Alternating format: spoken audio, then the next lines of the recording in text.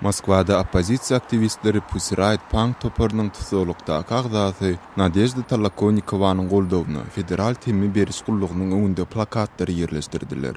Tolokonnikowanyň tarapdarlary we ýakynlary 2 hepdeden bäri onuň bilen habarlaşyp bilmeýändiklerini aýdýarlar. Tolokonnikowanyň Sibirdäki koloniýalaryň birine göçürilendigi aýdylýar.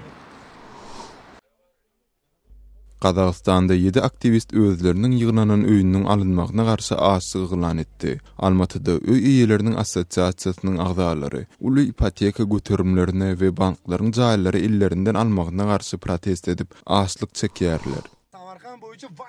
Özbekistanyň Samarkand şäherinde uluglar benzin üçin 5 kilometr çelnidagi uzayan nowatları emele getirdiler. Özbekistanda ýygy-ýygydan ýağ-ýangyn çetmezçilik meselesi ýüze çykýar.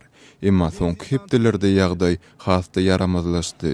Benziniň 1 litriniň bahasy rekord derejäge ýetip 8000 soň, ýagny 3,5 töweregi dollara deň boldy. Kırgızstanyň paýtagty Bişkekde 500 golay aýal maşgyla Haýry Ihsan çäresi höküminde velosiped ýürüýüşini geçirdi. Olar kırgız aýallarynyň köp duçary bolýan al ganyny katsalygyna garşy hüşgärligi artdyrmagy maksat edindiler.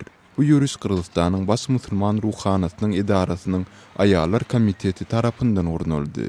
Siz Azad Radiosynyň şuňky täzelikleri bilen tanyş bolduňyz.